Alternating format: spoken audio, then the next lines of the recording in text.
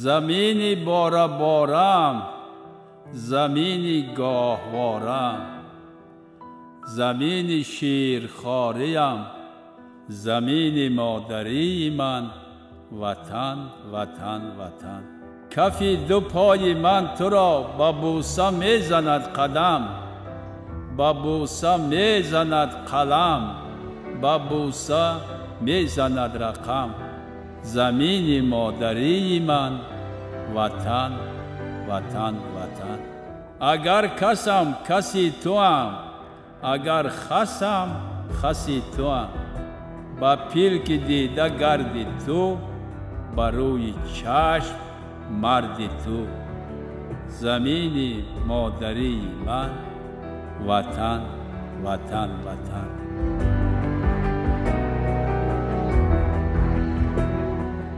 بازار صابر، شاعر مشهور در بحر و بر. شاعری که چون هم بدن با وطن بود تنی وطن. شاعری که دور از وطن یا در وطن دردی وطن داشت در جان و تن. شاعری که در حسرت دیدار وطن سر تا به پا گل کرده بود از داغ‌ها از داغ‌ها.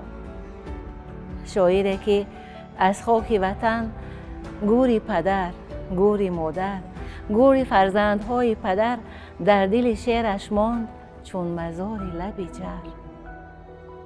شاعری که زباندانی زباندار بود در حد و سرحد شناسی جهان. شاعری که با تیغ درمان بخش سینا درمان درد دنیا را سرود. شاعری که هر جامه نمی پوشید چون از جامه سفیدان بود. و بالاخره شاعری که چون فرصت مرگ در رسید گذشت از زمان و اما شعرش امروز هم و فرداها نیز با سلسله و با شلشله ها زنگوله زنان زندگی می نماید و رسوم زندگی راستین را آموختن می تواند. الا ای شاعری آلفته ما، سراپا چون گلی بشکفته ما. درختی شعری تو پربار باشد، زینوروزی وطن سرشار باشد. استاد بازار جنبه‌های گوناگون شخصیتی و حیثیتی و هویتی و شعری و ادبی و هنری دارد، در برابر این جنبه‌های دارد که به فرهنگ ما نزدیک است و شعرش هم شعری است که به فرهنگ و به عاطفتی با ما. مثلا تصور کنید همون عاطفت شعری بازار، قشلاقک من بوی چپاتی دارد، شیرینی شیرینی توتی دارد. در نظر همین خیلی واژه ها را چیده است که در نظر می نماید که هیچ گپی هم نیست، لیکن ببینید هر یک به اصطلاح واژه، هر یک حرفش اگر حرفا را هم حساب کنیم بچینیم یک جا بچینیم و مهارت شاعری استاد یک طرف مونه، مهارت عاطفیشه، مهارت مردم شناسیشه، مهارت جامعه شناسیشه. توجه کنیم میبینیم که در همین واژگان خیلی ساده، خیلی راحت یک مضمون بلندی عاطفی مردم محله بازتاب داده است، نشان داده است که این جنبه را در خیلی کم شاعر رو میبینیم. اگر استاد شاعر شاعری بود که او را گشت در استادی رهبر. من آن شاعر که استاد ندارم، روان شد شعر من از شعر مادر. این استعدادی خدادادی است. یک شاعر خودجوش در یک فضای، در یک محیط قد بلند کرد که شاعری درد بود، شاعری غمهای ملت بود، شاعری حسرتهای ملت بود. از آن شکستهایی که ملت ما در طور تاریخ بعد از بین رفتن دولت ملی سامانیان روبرو شده بودند، اون هم درد و حسرتها و ناکامی هایی که ملت ما داشتند در آثار خود مجسم میکرد و یکی از آن کسایی بود که تاریخ ملت ما را به طور بدیعی در اشعار خود منعکس و مجسم کرد. شعار داشت، راست بزی، راست برم، راست بگو. این شعارش بود. زبان شاعرانه خاص خود را داشت. زبان استاد بازار نه به زبان معلم قناعت، نه به زبان استاد لایق، نه گل رخسار مانند نه. اگرچه همه از یک زبان و با یک زبان سخن میگویند. پشت این خاکی که خاکساری قبلگاهم بود کو، پشت این خاکی که خاکساری قبلگاهم بود کو، خانه من خانقاهم بود کو، از وطن رفتم. ولیکن دور رفتن از وطن امکان ندارد، میکشد خاکش میکشد. اگر در نمایش دیده باشید ویژگی خاصی ایشان که وقتی که درباره زادگاه میروم، به زادگاه، به گوری مادر، به گوری پدر، به فرزندا، به کاغذ سری خواهر، به کاکلوی دختری همسایه، به اون عشق و هوس بچگانه جوانی که در اون وقت داشتن، به پادگاه، به پیرهی پاده و به جوی آب، به اون گلکا، به اون بارانی که با سلسله و شلشله و با پرواز و ناز گل ناز زنانه میشارد و این چقدر زیباست، چقدر هم گوشت راحت میکند و خواهی نخواهی من دیدم چند هم میگیری هم میخندی، هم گیریش گواراست هم خندهش گواراست. اما وقتی که به میهن می آید و به ملت سرنوشتی ملت می آید و به گذشته و امروز آینده ملت می آید، بازار اینجا دیگر کلا دیگر است. شما اگر نمایش دیده باشید وقتی که با تمام درد وطن ترک میکند و میخواهد که روی وطن در شیشه هواپیما خط زند، با اون جهل و با اون چیزی که انسان بعضا سری خشم چیکارهایی که میکنی سری احساس و خشم میخواهد خط زند، اما ناخودآگاه میبوسد. این شیشه میبوسه و میگوید که چون دلم میخواست بوسم، چون دلم میخواست شیشه را بوسم و بوسم در شیشه تنگ هواپیما نمیگوید. این محبت وطن که در همه حالت، در مهاجرت، در درد و علم، در اون سختی ها، وطن برای ایشان اول است، ملت برای ایشان اول است، گذشته و امروزه آخرتی ملت برای ایشان اول است. وقتی که میرفتم یادم از او در فضا میرفت، دادم از او در هوا میرفت، گفتم از روی هوا خط میکشم، گفتم از روی هوا خط میکشم، گفتم از روی هوا خط میکشم، خط میکشم روی وطن را. بعد از این بگذار من نبینم روی او را، اون نبیند روی من را. خواستم در شیشه تنگ هواپیما به این معنی خط کشم اینقدر، ولی اون شیشه را نخواست بوسیدم، چون دلم میخواست بوسیدم، چون دلم میخواست بوسیدم. مشاهده کار بودن، ای حد زیاد به هر مور و ملخ جوک و جاندار و پرنده و چرنده با دقت نگاه میکردم. برای می بینیده همش تصویریه، ای حیات بسیار گرفتگی، از طبیعت بسیار گرفتگی. نه اگر نه که با جنبش برگ درخت اهمیت میتیه، کی میدونه که سفیدار چشم داره. وقتی که کتاب چشم سفیدار برآمد که حیران شدم، گرفتم یا توبه هیچ خیلی نامونده نخواه که چشم سفیدار چشم داره. بعدی همو در پیش چشممون یک سفیدار بود، همون سفیدار رو نگاه کردم، هم خیلی گریده کم خیلی در پوستش بوده. گفتم ایره بینه چه خیلی مشاهده کرده. بازار صابی را همچون شاعر موفق، همچون شاعر توانا من در قطار بزرگترین شاعران عالم شاندور پیتیفی، گینریخ گینی، گیوته، سینین، پاسترناک و دیگر بزرگان عالم شعر میدونم. شخصیت این شاعر در شعرش همون گونه است که در زندگیش چگونه بود. بازار شخصیتی بیروی و ریا بود، بی مکر و فریب بود و حرفش را هم فکرش را هم روی راست میگفت. بنابر همین هم در ایجادیاتش البته خب برای خودش یک فشار احساس میکرد که این حرفا را گفتن ممکن است. وقتی بعد از گفتن البته فشار روی شخصیتش می آمد. اصلا شخصیت های بزرگ همین خیلی غیر استانداردی می شوند از همه جهت. 10 سال همراه کار کردیم. این دفتر ما بود، این دفتر استاد بزرگ بود. استاد بزرگ را قریب هر ماه یک ویگوار می دادند. بعد می آمد می خندید. با ویگوار دادند مرا می گفت ها استاد با ویگوارتان دادم. برای چی؟ برای اینکه مانند دیگران نبود. ما سر می اومدیم خیلی کار میکردیم این وای. استاد ساعتی 3 4 بیگه 5 بیگه می اومدن کار می اومدن. همین وقتایی میشد که تا سر کار میکرد. یک شخصیتی که وجدانش، نظارتش، رئیسش در درونش بود. همین ساده کرده گوییم اگر از ما بسیارتر کار میکرد. تصویر شیوه اختصاصی استاد بازار بود. در شعر معمولترین حروف را گفت که همیشه میدانستیم و هیچگاه نمیدانستیم.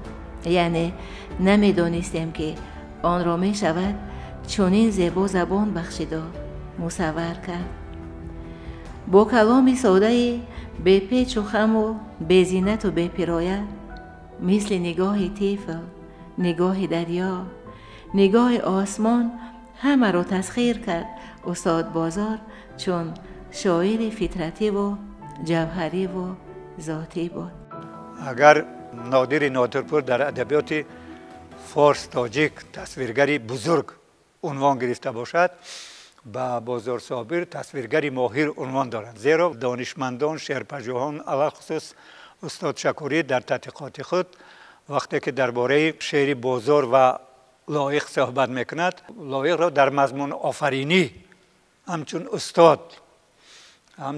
استاد معنی آفرین مثل شاعران سبکندی پذیرفته است، اما استاد بازار را در تصویرگری که در فضای ماورانه یا تاجیکستانی امروزه ما همتا ندارد و این عقیده را آخران بار استاد گلنظر در یک کتابش پیش از وفاتش تحقیق کرد که کسی که در تصویرگری در راه خود صادق ماند تا آخر این استاد بازار صابر بود. وقتی که همین نسل استاد لایق، شاه مظفر یادگاری، بهرام فیروز و بازار صابر به شعر وارد شدن، زمانی بود که مخصوصا جوانها برنامه‌های شاعرشان را در شعرهای برنامه‌ای اعلام می داشتند و اکثرشان بغیر از بازار صابر برنامه‌هایشان بسیار بلند آهنگ و بسیار داوطلبانه بود که مثلا استاد لایق می گفتند که حالا طیاره های موشک ها به کیهان رفت و شعر من از یک صفحه بیرون نشد و باید بیرون میشد. بهرام فیروز می گفتند که حاضر وقت آن است که برخیزیم و رزم کنیم برای خوب زندگی بسیار هم شکوفا و مانند اینها. یعنی که میخواستند اهل ادب را و عموما خوانندگان را با این گونه گویم دعواهایشان با خودشان به ایجادیاتشان جلب کنند. خب وقتی که ما به همین ها اندیشه میکنیم میبینیم که بازار صابر تماما برعکس اینها رفتار کرده. شاید از اون سبب باشد که بازار صابر بعد از ختم کردن دانشگاه به افغانستان به صفت ترجمان به کار رفت. در اونجا کار کرده است و با شعر و ادبیات افغان در اونجا خوب شناس شده است. در کشورهای همزبانی ما این گونه دعواها نبود. به نظر من چنین میرسد که شکل گرفتن شخصیت شاعری بازار صابر در زیر اون تاثیرها به وجود آمده است. مثلا همون در یکی از شعرهایی که کتاب اول نشان پیوند نشر شده بود، در اونجا میگویند که می روم سوی تو از خلوت شبهای دراز، من به دنبال خیال، گه ز آمال و مراد همدم در هیجان، گه اسیر علم و رنج و ملال، آورم روی به درگاه امید، همراه صبح سفید. ببینید در اینجا راز بسیار محرمانه ای که به شعر و به ایجاد دارند بیان می شود و از اون دعواهای بلند آهنگ نشانه نیست.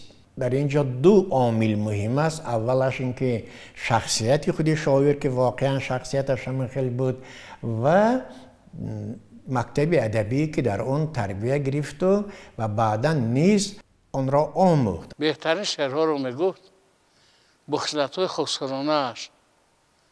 بعضی‌ها میگویند که بازار صابر ساده بود و ساده نبود و انسان خاکسار بود، صمیمی بود.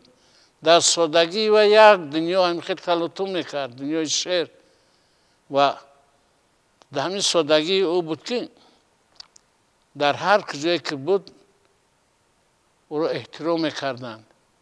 در هر محفلی که بازار صابر اشتراک میکرد اون محفل رنگ بار دیگر میگرفت. شعری او بوی حیات ما و شما، تاریخ ملت ما میکنه داخل. بر پیرهت چو پای من بوسکی کرد، هر خار و خسی تو را چو من قیسکی کرد، قشلاقک کودکی چو همشیره من، از شلخه و کاکو خیت سمبوسکی کرد. کی اینه در جوانی ندید؟ ایره میبیند. شعر سراپا شعر تاجیکی است، ولی این گونه شعر است که در محیط ملی ما محدود نیست، از اون بالاتر است. خوابم چو کلابه پراکنده شده، ماننده تار تارتن کنده شده، آزار تو خاک خورده چون زنبور، در سینه من گزنده گنده شده. اکو این اول فکر میکنم این چی خیلی بودی، خیلی کلابه که افتید همین به ترتیب میره. خوابم همین خیلی وقتی که منم همین من گفتن در باره استاد بازار شما دعوت کردین، من راستش خوابم پرید. از ساعت 2 این طرف خوابم نبرد. یادم گویا که همون اولین شناسایی و همکاری هامون و هم نشستمان و هم معرکه رفتن و هم از مثل فیلم باره از پیش نظرم گذشت. همون خوابم چون کلابه پراکنده شده همین شد.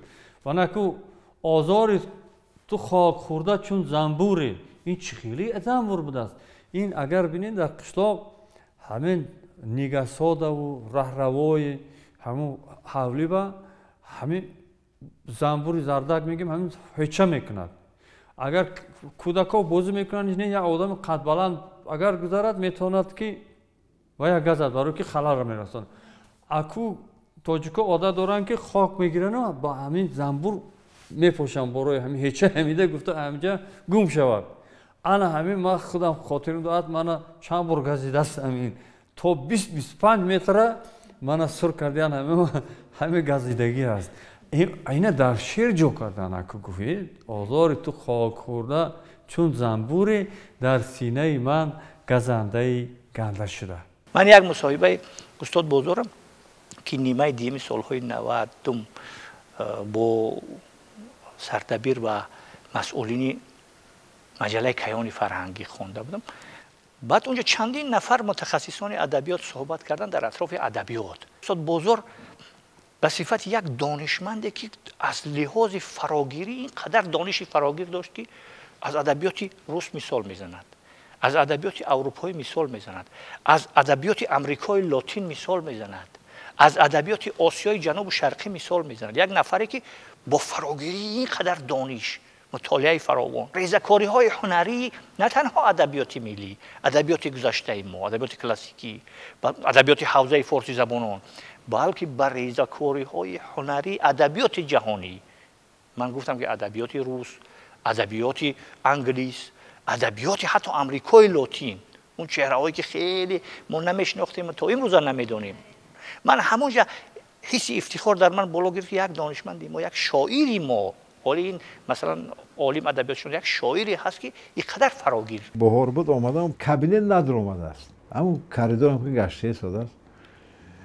برخی احوابسکم گفت که یک تماشا میرفتیم، یک ادیر میرفتیم.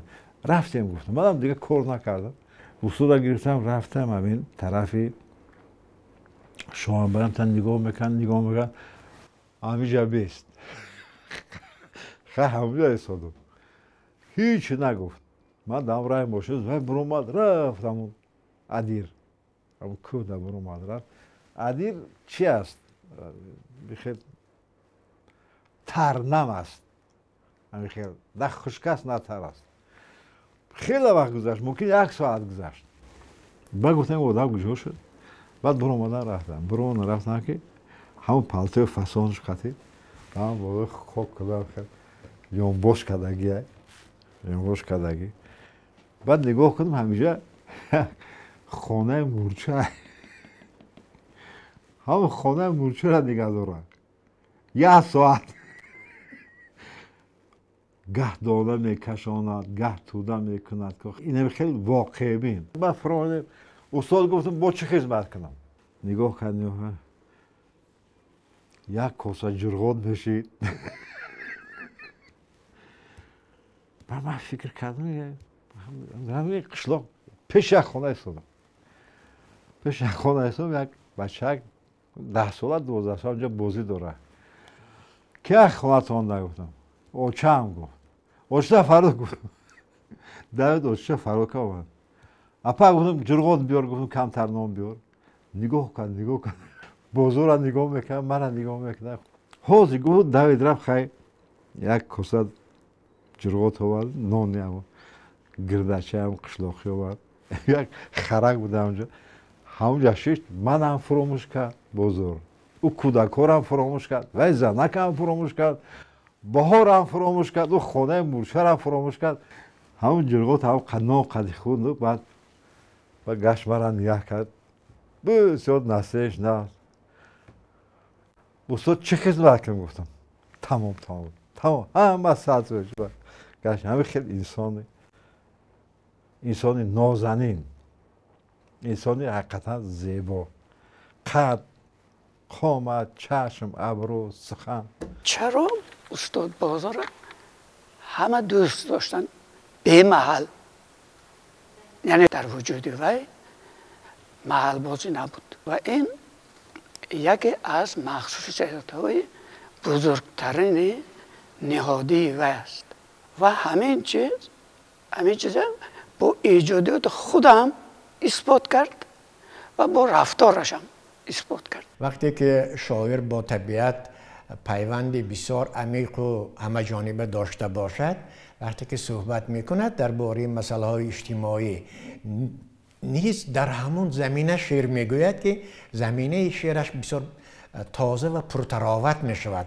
از طبیعت همه چیز وارد می شود اونجا بنابر همین به همین صفت شعرهای بازار از شعرهای دیگر فرق می کرد و محبوب تر بود تیرما که میشید این پرنده های کوچی می روند که به مملکت های جنوب همون وقت انتظاری می کشید که یا ترنه ها از بالای تل تپه های صوفیان می گذشتن با یک آوازی حزینی دلگیر کننده نگاه میکرد زیق میشد که وطنشون پرتافتن بیچاره ها رفتن اما را نگاه میکرد به خود گپ میزد دلش به همه چی میسوخت یا که همین چوکک نقل میدود من هم چوکک نمیدونم چوکک چیه همون چوکک هم قد دوست میداشت که همین خوب باشه در می خوش خوب باشه اما که یک آواز چوکک در می توستان میشه که چک چک چوکک میشنید پریده از خواب میخیست روی حولی میبرامد این چوکک اگه جا باشه گوش میکرد ای کدام طرف ای کدام درخت هم قد دوست میداشت همین طبیعتت سخت دوست میداشت نه دیگر خرمن گندم نه دیگر خرمن ماهم به هوا توده ابرم به زمین توده کاهم تیره ماهم تیره ماهم تیره ماهم تیره ماهم همه دردم همه زردم همه رنجم همه گردم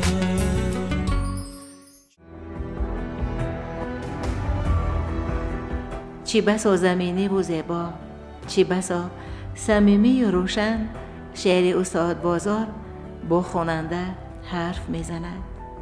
در آن چیز مصنوعی و دروغی نیست. شعر استاد بازار هنر پاکیزه است که جانهای خسته و آزرده را به تماشای باغستان و کوهستانمان برمی‌انگیزد. این هنری بلند است که ماهیت و اصلها را با همه برایمان کشف کرده. شعر استاد بازار دیگر آبی صاف شده گشته که اندیشه خواننده را جلو می دهد. جلوی هزار رنگ، هزار معنی و بخشاینده. شعرهای وطن در آغوش کوهستان، خط سرخ، بخارا، زبان وطن، این شعرها واقعاً بسیار فراخ پردامنه و اندیشه هایشان عمیق هستند و به سبب نیست که مثلا تا امروز در زبان مخلصان شعر خب جریان دارند. باید میگفت که روبایی را از خلق بهتر هیچ کس نگفته است. یگان شاعر نه که خودش در همون سطح نویست. همه روبایی باید میبینی نمیگویی که این گویی مردمی باشد. یاران و برادران من کم شده‌اند، در چنگ و غبار کوچه ها گم شده‌اند، در خمخم پشته های قشلاقه که من گندم در روان گیاه گندم شده‌اند. دلت آب میخورد، گریت میبیاید. جرأت و جسارتی که داشت، جرأت و جسارتی فردی ایجادی در شعر، غرور شعرش، همیت شعرش، توانایی شعرش. چندین کتاب هستن که توانایی شعری استاد بازار. لیکن تصور کنید که انا همین یک مثال های کوچک و واژگان کوچک ساده و به اصطلاح قشلاقی دهاتی که استاد استفاده بردش، همشان معنای هویتی دارن، زیر معنا دارن، به اصطلاح پتکس دارن. سیلابا به سنگ میزند در سنگو، من پای پیاده میروم تا بلوچوب، من شعری تو را به برگ گل پیچانده، سوغاتی برم برای ترسنزاده. بسیار شعری که این از زبان خلق گفته باشه، این بازار برای لایق گفته است. این شعری هست که پافوس و روح بلندی و شکوه و شهامت در همون طرزی واژه‌گزینی است. واژه‌گزینی محلی و رساندن معنی و رساندن هدف به مردم.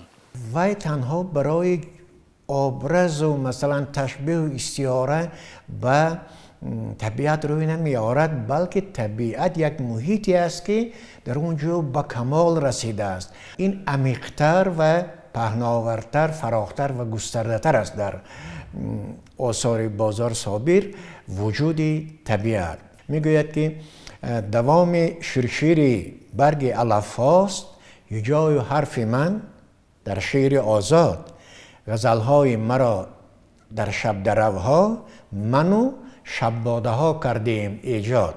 ببینید حتی برای خب ایجادکاریش طبیعت را همراه و سهمگزار اساسی می حسابد. تصویرگرای شعر ایران نادر نادرپور، شاملو شعر نو، شعر سفید، سهراب سپهری و شفیعی کدکنی دیگرها اصلا نسبتاً شعر تصویری گنگند، اما شعر استاد بازار شعر تفصیلی و شعر گویا است. من گمان میکنم از این لحاظ یعنی صرف جنبه فضای تاجیکستانی یا تاجیکانه دارد. ممکن من صرف 6-7 میخوندم، ما را برای سیر گل بردن وقتی سیاه گوش بود و وقتی لالچینی بود تماشا بردن. بعد گشته آمدیم و معلم از ما خواهش کردن که تصوراتونه، تأثیراتونه درباره این هوا و بهار و این چیزا نوشتین.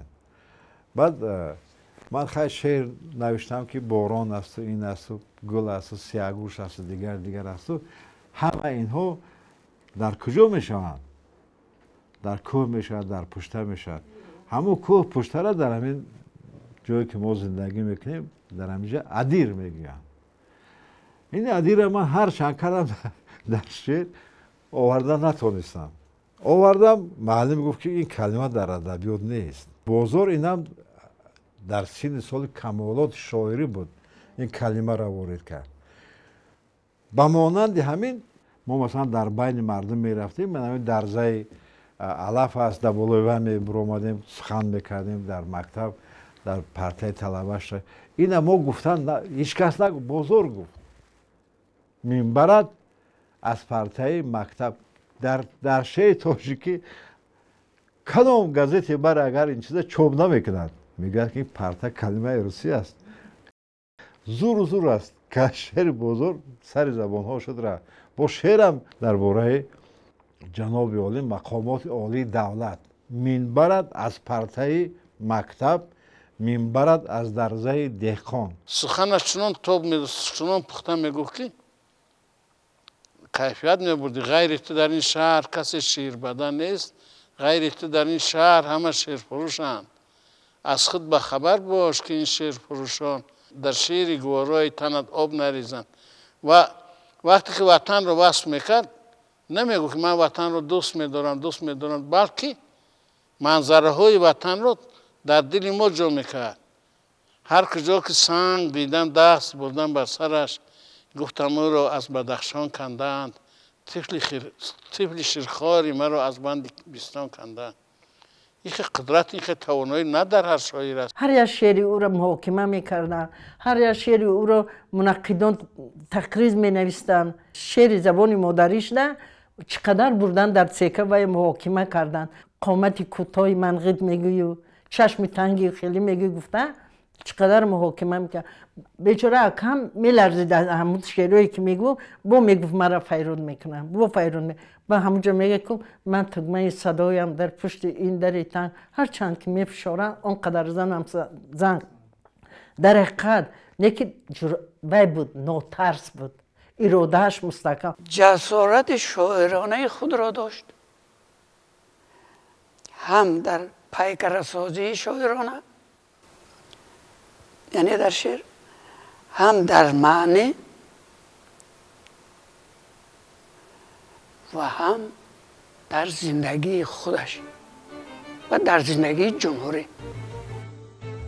دوباره ساز آمد وطن با خشت جان خویشتن، ستون زنم با سقف تو با استخوان خویشتن. ستون زنم با سقف تو با استخوان خویشتن. ستیل آبودی مرا برای ساختاری تو، دو پنج خونی دل مرا برای رنگ و باری تو، دو پنج خونی دل مرا برای رنگ و باری تو، برای رنگ و باری تو. واقعا استاد بازار صابر سرشت عقابی داشت و همیشه فراتر میرفت از شب و پستی های مجازی، از ورطه های چیرکین، از حرف ها و پندارهای آلوده، از حسادت، از ریا، از جهل. همه کتاب های آفریده شاعر بوی صداقت را به مشام می آورند. صداقت به نیاگان، صداقت به سخن، صداقت به وطن، صداقت به زندگی، صداقت به ملت و صداقت به زحمت. و استاد بازار استعداد جان کاستن و زحمت کشیدن داشته که اینقدر سبز و سیراب و خاکی و آبی و آفتابی شعر گفته. شاهنشه شعر و شاعران وطنی، بنشسته به تخت جاویدانی سخنی، قانونی زبانی تو بود سرقانون، در داخل و خارج زبان وطنی. با امر تقدیر دور افتاد ای خشتبار. دو برادرم گذشتن و ندی در وقتی سالگشتشون اومدن. این چیزا بابای تاثیر سخت میکرد. برای خودش هم در شعرش میگفت که دریا کناری آرام آرامگاهی من بود، من در کنار آرام دی دریا دی وطن. میگفت که من فقط خوابای قشلاقی میبینم، من خودم را در قشلاق در حولی امون با جوره های همسین و سالم میبینم. برای ما در موی شعر میگه کو در کوچه خاکی روانم همه شب، در توت قطار صوفیانم همه شب، در حولی کودکی از اشکی روان من دانه توت میتکانم همه شب. گلهای وطن چیندم 10 سر سال، دیداری وطن ندیدم 10 سر سال، میبینمش خریطه دیواری دوری وطن کشیدم 10 سر سال. 10 سر سالی وی به 25 سال طول کشید. چقدر سوخت، چقدر سوخت. او شاعر بود و این در غربت او را شاعرتر کرد. غربت او را شعرهای بهتری نیست. از خاک وطن گوری پدر در دلی من ماند، مادر چو مزاری لبی جر در دلی من ماند. بعد شعرهای می نویسد که در مثال من همین شعری باغ بارشته باران خزان میگیرد، دلم از درد فراقت به فغان میگیرد. بی تو هم گریه ندارم که تو را گریه کنم، جز همین باغ که در عین زمان میگیرد. فصل گل بود و تو بودی و جهان میخندید، فصل گل رفت و تو رفتی و جهان میگیرد. این نمیدونی این برای چی؟ اگر گروهی برای پدر درست ببین، برای مادر، برای خواهر، برای دلبر، برای دوستی نزدیکت. از خون سیاوش هم که استاد بازار میگه در از خون سیاوش غرور حماسی ما، شکوه یک ملتی در طول تاریخ با انا همین سیاوش زنده است، زنده میماند و مبارزه میبرد و مقاومت میکند. روحی مقاومتگری در شعری ما با واسطه شعری بازار. شما تصور کنید این نفری هست که نفری یک بودی، مثلا بها بتیم یک شاعر است، یک نفر روشنگر. حالا شما با شعر شعاری بازار در سالهای اخیر توجه کنید. خودش هم میگفت در صحبتاش که شما فکر نکنید که شعر رکلام نیست، شعر شعار نیست، شعر شعار است. با واسطه شعار مردم رو بیدار باید کرد، با واسطه شعار مردم رو تحول باید داد، با واسطه شعار و شعر شعاری مردم رو به سوی بیداری، به سوی دانایی، به سوی آگاهی، به سوی معرفت شناسی و سرانجام به سوی روشنگری هدایت کرد. این رسالتی بود که استاد بازار توانست اجرا کردن. شعری کشش زبان دارد که نیست قانونی کشش در جهان در کشیدن همچه قانونی زبان. گرچه هم خونی سیاوش ما، گرچه با صد خلق هم دوش ما، هر گجا سر تا قدم هوش ما، هر گجا سر تا قدم گوش ما، تا زبانی خیش را نوش ما، الغرض ما را دری از هر دره میکشد همچون زبان مادری. بس مرا از قطعه والای روم، سرمه از خاک مولانای روم، تاج محل را سجده میکردم اگر مدفنی بدیل نبود در رهگذر. در طواف تربت خسرو نبود انجمن از شاعر و اهل سرود. با غنی در شهر کشمیر ما، چون که با اقبال هم شعر ما. این زبان جز شعله درموش زیست، جز زبان آتشی زردوش نیست. ما از این آتش شرر کردیم سبز، سر زدن ما را و سبز کردیم سبز. میبریدن هر قدر ما را زبان، ما زبان مادری را در دهان سبز میکردیم و میسبزید آن. الغرض ما را دری از هر دره میکشد همچون زبان مادری. تمامی بزرگان ادبیات، تمامی بزرگان ملت ما که در تمام دنیا است، همش وحدت در خیزانده بود. برای شناختن شعر استاد بازار ابتدا همون صمیمیتی که استاد بازار داشت، همون سادگی که استاد بازار داشت. استاد بازار بسیار یک شخصیت فوق‌العاده بود، هم بسیار ساده بود، هم بسیار مرکب بود. یعنی خصوصیت پارادوکسی داشت. مثل شعر است برای استاد بازار صابر همین خیلی یک دل کودکانه و یک غروری ملی، غروری هنری و غروری ادبی باید داشت. یعنی جایگاه خود را، مقام خود را استاد قدر خود را میدونست همیشه. مهر شاعرانه خود را داشت و از جمله به هنر و به شاگرد. آفتاب به همه یک خیل میرسه و همه را یک خیل میرویانه، میشکفانه. همین گونه طبیعی بود. بازمای شعر که میشد البته او کس همه شاعری خوب ساعتی پس خوب بلند شعر خونید میگفت و اگر بیت یا که مصرع به استاد معقول میشد اون حتما تحریر میکرد و شعر میکرد و حتی بهترین شعرها میکرد و در کتاب ها جا میشدن. جوان مرد بودن اون کس. گویند که شعر مایه درد و غم است، شاعر نشود کسی که او بی علم است. هر قطره واژه‌ای که در دفتر ماست، چون خون چکیده از دماغ قلم است. از مجموعه نخستین که پیوند نام داشت تا زمین مادری که در این میان باز مجموعه های آتشبرگ، گل خار، میژگان شب، 20 شعرک برای اردشیرک، آفتاب نها، با چمیدن با چشیدن، خوشه خوشه از هر گوشه برای انوشه، چشم سفیدار، خون قلم، از وطن وقتی که می رفتم، سیمخوار، خانواده پراکنده شد، شاعر و شعر اگر هست، لاله سیاه و از گل خار تا سیمخوار، از حضور پرمحتوای شاعر در فضای ادب درک می دهد. شاعر پیوسته روزانه باز می نماید به انبوه سبز و پرگل و پرخار و پرخاک و شاداب و مست تپیش طبیعت و زیاد به ابتدای خود می اندیشد و همزمان احساس می شود که روح نیاگان نیز به او به اعتبار نیست.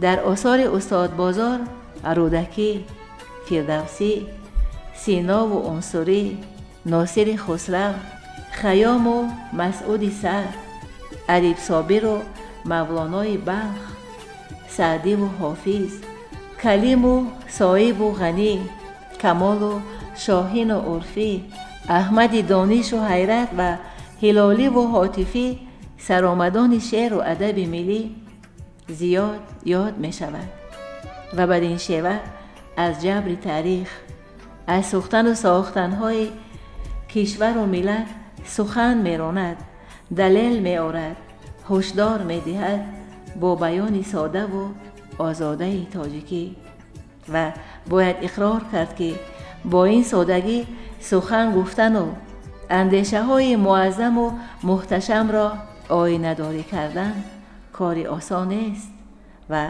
هنری هر کس هم نیست. یعنی مرادف آمدن بزرگی و سادگی در شعر استاد بازار آیین اعجاز است دیگر. بیش از همه با استاد رودکی، فردوسی، خاقانی و سعدی اعتبار میکند. چرا؟ برای که آنها این شاعران در قلمروی اندیشه ملی حرکت میکنند و در آثارشان آثاری بیدارگرانه همون پیامی که برای ملت در گذشته هم مهم بود، امروز هم مهم است و آینده هم مهم است، همون پیام خودشناسی، افتخار ملی، احیای اندیشه ملی. بازار صابر دوره به دوره به زینه کمالات میرسد و وقتی که به زینه کمالات میرسد و موضوعهای نهایت بزرگ روی میبیارد، از جمله وطن، تاریخ وطن، قهرمانی، فرهنگ بزرگ چند هزار ساله ما، زبان و مانند اینها که اینها میخواهند خب نگارش وقوع گرایانه را در آن باید استفاده کرد و برای شاعر غنایی خب گفتن شعر وقوع گرایانه برای تجربه میخواهد و واقعا بازار صابر که تجربه علاقه پیدا کرده بود همین گونه شعرها را خب بسیار خوب گفت. با عمقی و مسئله وارد گردیدند، شناختن جامعه، راهنمای جامعه به مسئله های هویتی و ملی، شناساندن قابلیت شناساندن مردم به خودش از طریق شعر. از طریق شعر این بله بازار داشتم این خانه را استاد مومن داشت، استاد بازار، استاد لایق، استاد گلرخسار، دیگران نفرایی که هم زحمت زیاد کشیدن، لیکن استاد بازار نفری بود که همه حوزه های هنری هم فارسی زبانان هم بیرونی را در خود هضم کرد. اول شعری مثلا نیمایی را هضم کرد، شعری مثلا نادرپوری را تا آخر بعد نادرپور صادق ماند، شعری تصویری. ببینید از انا همین مرحله های ایجاد شکر شروع کنیم که استاد بازار دائم میخواست که شعر از تصویری باشد و از تصویر خیلی بلند باشد، جنبه هنری شعر خیلی بلند باشد، لیکن خودش ندانسته به موضوعهای هویتی و به موضوعهای ملی و به موضوعهای تاریخی و موضوعهای سنتی و آیینی به درجه فرو رفت که خودش بخبر موند. مثلا همون شعر مشهوره که استاد سیدقل آهنگ بسته است، امروز صدا میتن خصوصیت حماسی دارند. از خون سیاوشیم، هم خون سیاوشیم، از جامه سفیدانیم، هر جامه نمیپوشیم. ببینید با مسئله که اینجا نه تنها مثلا شکوه ملی، شکوه حماسی، افتخارات ملی، بله همه اینا علمان غرور و همیت و افتخار و همه ناموس و ننگ، همه اینها در همین 4 مصرع به طور کلی و برگردیم اگر به طور جزئی هم موجودن. از خون سیاوشم، هم خون سیاوشم، از خون سیاوشم، هم خون سیاوشم، از جام سفیدانم، هر جامه نمیپوشم، از جام سفیدانم، هر جامه نمیپوشم. شعرهای او بسیار جدا شعر شده میتونه. هر یک مصرع شعر او میتونه مثال همین در حد و سرحد شناسی جهان، سرحد تاجیک، زبان تاجیک است. تا زبان دارد وطن دار است او، تا زبان دار است بسیار است او. همین نباید همه دانه. این خیلی مصرع‌ها تکرار نشونده. این به مثابه یک داستان است، به مثابه یک رمان است که تاریخ ملت ما را هم برد و هم باخته شد در خود چیکار کرده است، منعکس کرده است. من گمان میکنم که تا امروز اونهایی که در اطراف شعر زبان مادری صحبت کردند یا که شعر احمد دانش یا که شعر درباره عینی صحبت کردند، هنوز ما این شعرها را با پررگی کشف نکردیم، تحقیق نکردیم که این شعرها باز من میگم که خصوصیت پارادوکسی دارند. آخر وقتا در اینترنت میبینم که همون سرودی از خون سیاوشیم، هم خون سیاوشیم، همین رادیوهای ایران برنامه ها میکنن و خیالشون که سرودی ملی تاجیکی باشد، سرودی ملی گیم دارید. نه که همونا همین حافظای ما خواندگی، ارکستر ما خواندگی و اونا مینوسی همونا یافته خداشان خواندی هم پیشنهاد کرده است که همین گیمنی فارسی زبان، دری زبان، تاجیک زبان ها کردند کو. یک طایفه از لاهور، یک طایفه از توسیم، هم وارث قاموسیم، هم وارث ناموسیم، هم شهری فردوسیم، هم شهری اقبالیم، هم شهری بناموسیم، هم شهری بر اقبالیم. در یک شعر استاد توانست قریب که یک تاریخی خلق تاجیک جا کنند.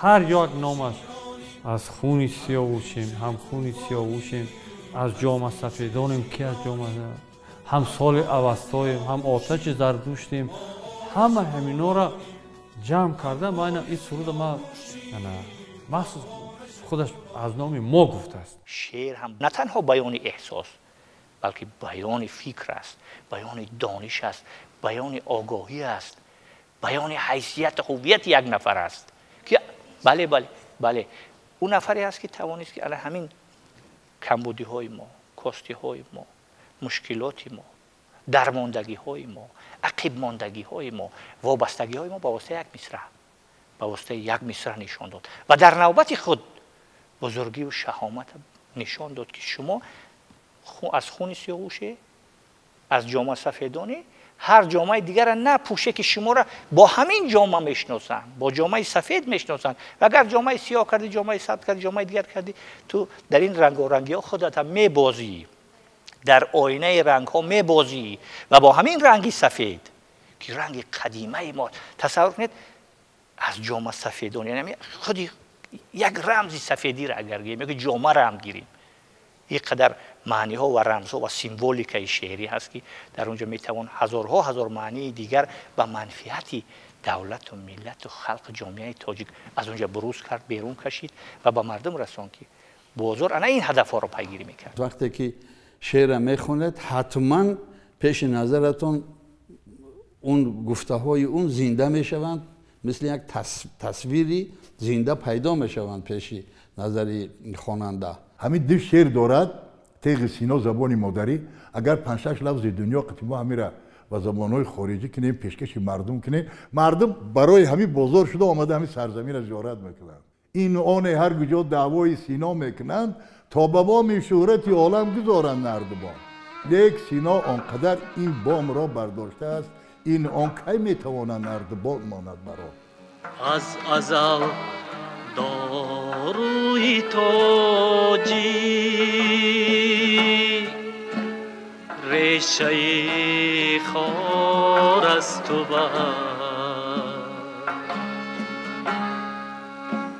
لیک تا 70 پشتش بوی سینا میکند. با یک قلم ای پیدا شدن ملت وارثی میکنه.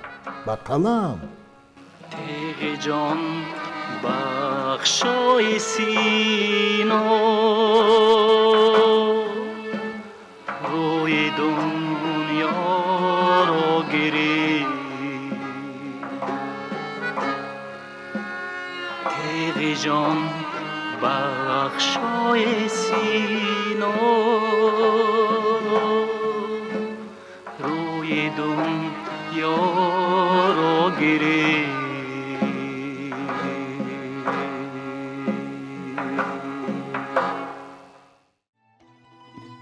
آلوچه لطه‌دار بود مادری من، قشلاقی خاکسار بود مادری من. یعنی که بزرگوار بود مادری من، در زندگیش مزار بود مادری من. سیمای مادرم همه وقت رو تصویر میکنن، همه جا مادرم به خاطر میانه. خصوصا همین خیلی مشاهده کاری بودن که این همی خلطه های چکهی که مادرم در شاخ درخت آویزون میکردن، چک زردو میچکه که همه نگاه میکردن یا یک چیزی معجزه‌ناک باشه. هر قطره و صدا میبره که چک چک چک. مادری که استاد بازرگ تصویر کرده است کاملا مادر دیگه است. مادری است که من دیدم در همین جنازه دادر دیمشان با سیوشان دیدم. حقیقتا همین تصویری واقعی به آب، به رنگ، به کرفر، به مثلا چی. همین مادر است، مادری که در شهر بازار است.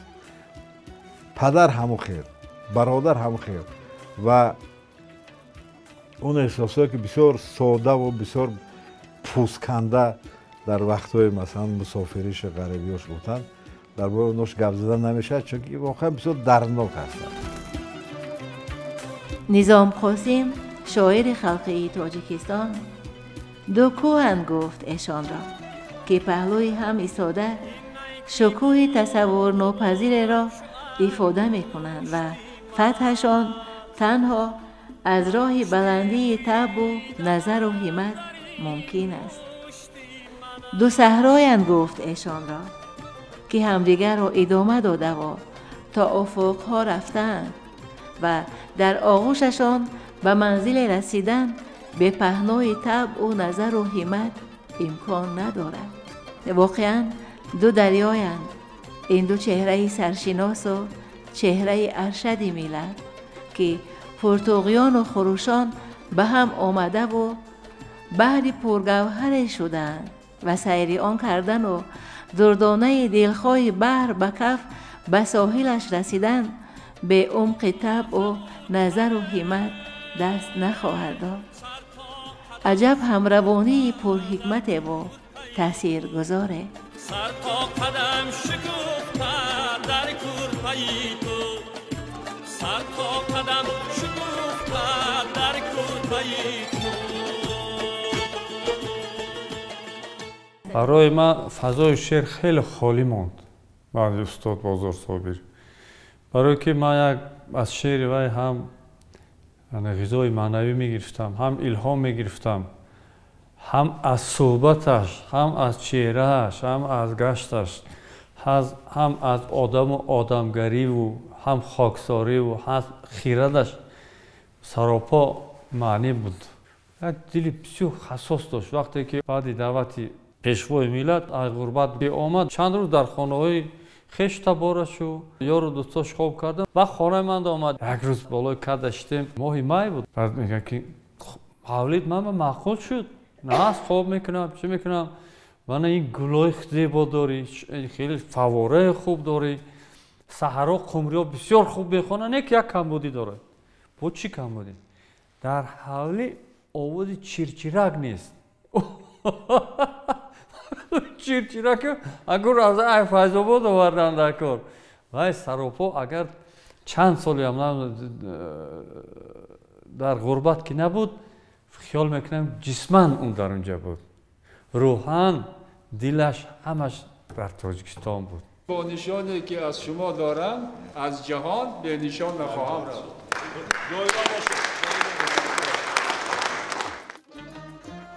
عشق استاد بازار به صوفیان، به فیض آباد، به تاجیکستان به حد افروخته است که در تمامی آثارش این روشنی مهر را خیلی عاشقانه می‌بینیم.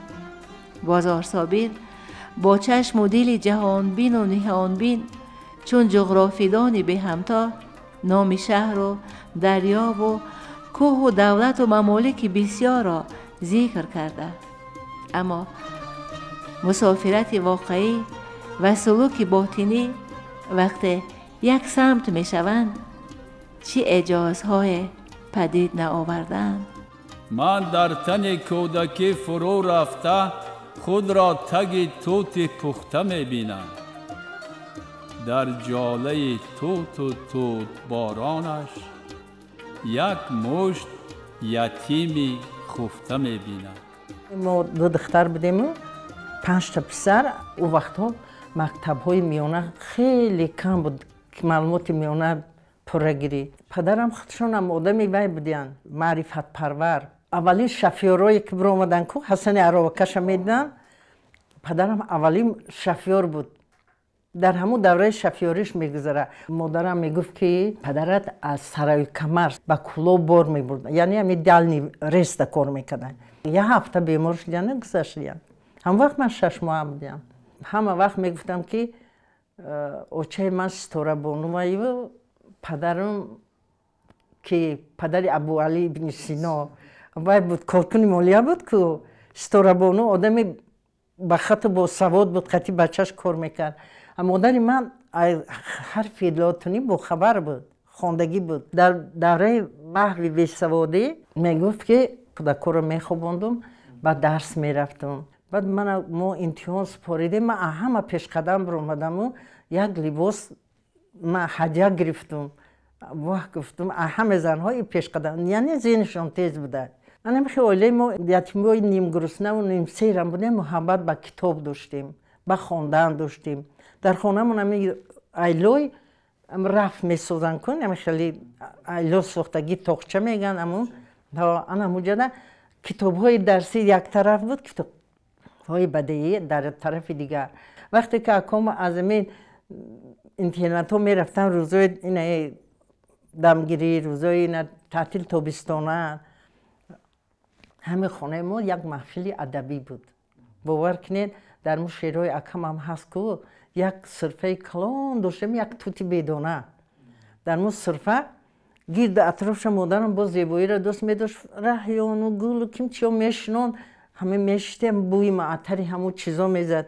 بچه ها همه جمع میشید. وقت رحمتی اکای تیمورم گیتار داشت. با گیتار احمد جامی سخن از بحر خوبان گفته است، با شعر میخوان، سرود میخوان، همه جمع میشد. همه برای همه خانه ما عجایبات بود، برای همه قشلاق نمونه بود. قشلاقه که دور دور بابایی من، یاد خس و خار تو دلاسایی من. در کنده هر درخت تو پنهان است، یک کوزچک کودکی طلایی من. اکای بازارم در اویله همه بچه تنومند با قوت و بسیار کارهای خانه به ذمه همین بودن. استعداد خداداد داشت. در سینفای همی 6-7 وقتی قطعی هم بچه ها که بازی میکرده مثلا بجل بازی میکردن چی بازی میکردن قشلوق حیات دیگر خیلی بازی میکردن یکون کس حرام بازی میکرد یکون کس دروغ میگفت یکون کس تنبلی میکرد همین فوراً شعرهای هجوی میگفتن تا ساعتی 10 روز خواه میرود ای کندوز در جاگه ما که توت میریزد چون جالک ماه هوت میریزد خمیازه که میکشی بناخواست شب در دهن تو توت میافتد. اکو این یک وصیت‌نامه از پدرم به مادرم میراث مون که دیگه مادرم صد راهی بچه ها نشد که نرم خوندنی. اکه بزرگ ما چند اجازه نمیتیه میگه که نه میگه این همه کار خونه را میکنند اگر این را ما به دستیار میمونیم گو و مول آخرای آگوست اکم گم میشه اکه بزرگم گم میشه پیش جوروش میرن ندیده نه باغ میروه باغ داشتیم باغ کلان انگور داشتیم باغ میروه در باغ هم نیست در هیچ جا نیست اوچم دیگه همیشه خواتیر میشوه بعد اوچم گریه و نوله کرده تاریک میشوه میترسه با همه زیر میکنه میروه نزدی و اما کن که بچم گم شده چکار کنم اما خیلی میکنه و اما که خوردیم از افتش که امی حادثه کم کم آگاه بوده است یا که گفته بوده است که گفته که ینگه قدر غم نخورید هر کجا رفته باشه و خواندنی رفته گفته با همین مادرم تسلی میتید مادرم خیلی بیال یک هفته به هر حال تسلی نمیومد شب روز خواب نمیرود بچه میگه خواب نمیرود میخیزه گید حولی میگرده چیکار کردنش نمیدونه رنگ مرغ پاسوخته شد بعد همین وقت بعد یک هفته خطکشان اومد و به نام مادرم مکتوب آورد مکتوب در لفافه مکتوب صورت یک کبوتر کشیدگی در نولش نامه بعد در کندن شدن خوندن که بعد در رفت اینترنت سر داخل شده شما هم نخری من نغز هم تینج یکم فکر نکنی خیلی گفتن که رفته حواس داشته نخواست اینجا ایستادن رفت روز استراحت می اومد بعد در پیش جوروها شد در خانه‌مون میگفت که شعرهای من در گازت دیوالی همون اینترنت میبروید در مکتب میگفته که وقتی که مکتب میانه را تموم کرد اومد در دانشگاه ملی که اون یونیورسیته دلوتی داخل میشه و فاکولته تاریخ ادبیات بود اون وقت همونجا داخل میشه و بعد در اونجا یک گازت بود که دوره استودنتی خودم میدونم که با نام قله های دانش اگه حوض باشه نباشه نمیدونم همونجا شعرش چوب میشد به هر وقت یک تست شعرش در چوب میشد میگیره خانه میاره گازت رو هر وقت که شعرش چوب میشه همون گازت میگیره میاره در میخونن در حقیقت شاعر بوده یا شعر می نوشته خیلی میخونن بچه های جوروش نشون میده خانه در اکم نشون میده در خواب شبم هنوز به خاطر من در تن کودکی فرو رفته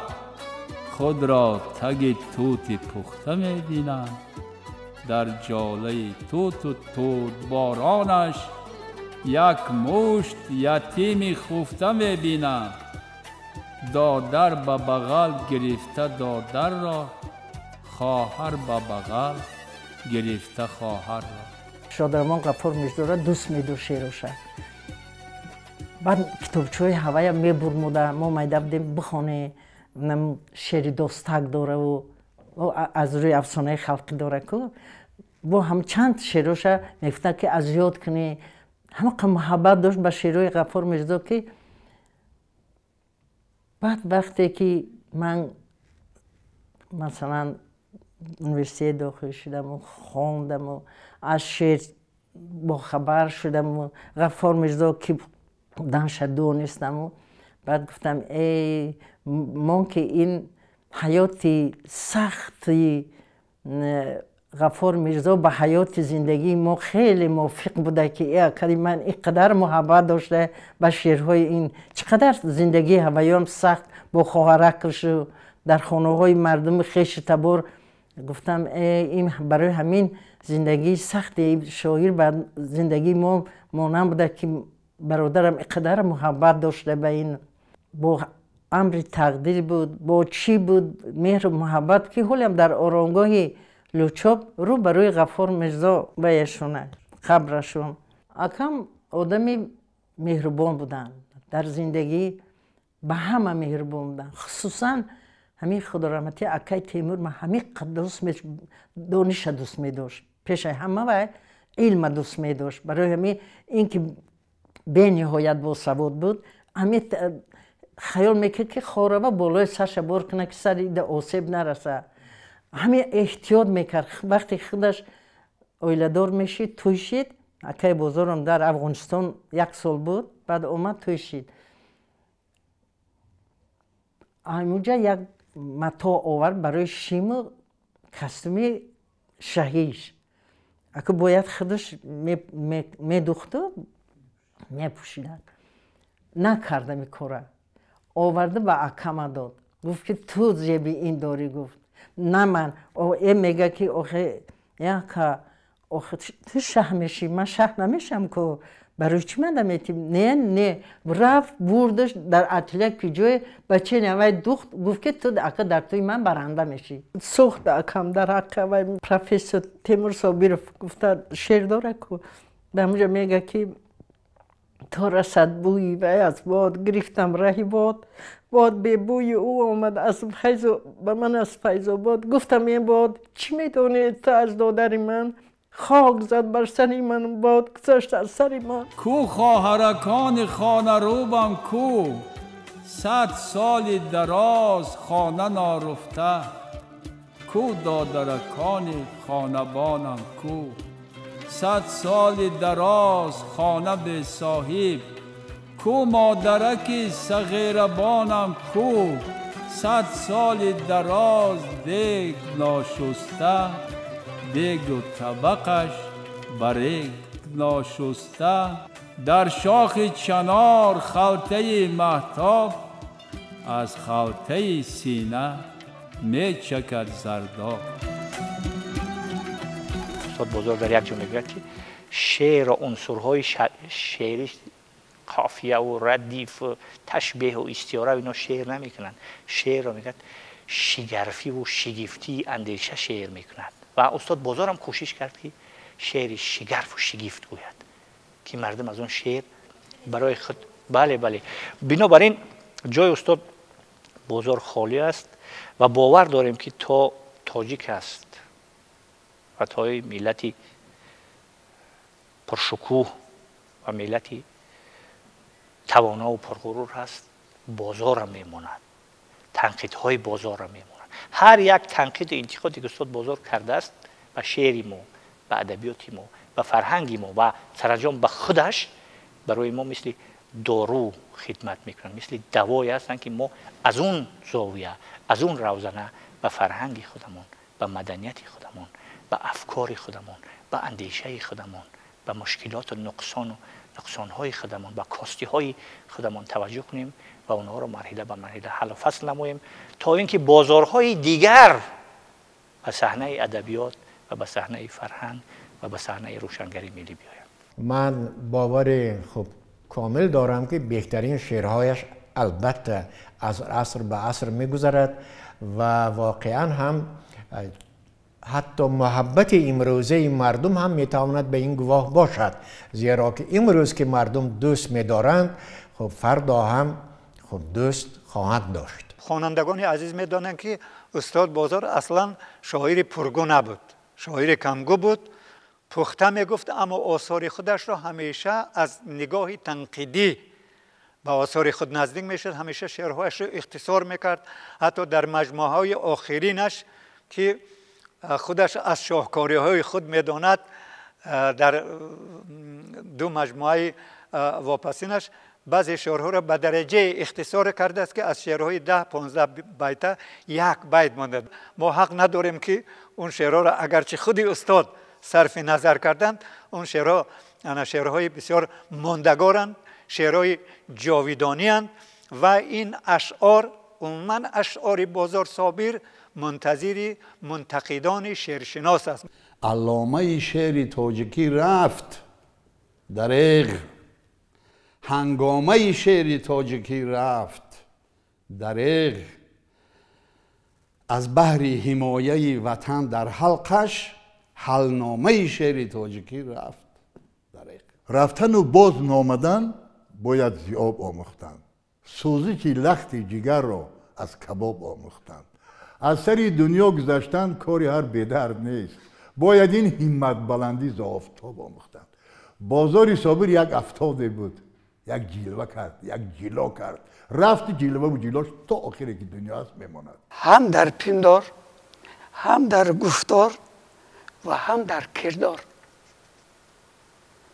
این خیلی آدم بسیار کم واقع میشه، نه تنها در ما، در جهان هم که آزادی خودش با این شکوه و شهامت و با این زیبایی نگاه دارد و نمایش دهد و شکوفاند. استاد بازار مانند نبود به دیگران، یک راه و یک رو بود و تا به آخر با راه خود رفت و اما در دماغش عطر اندوه.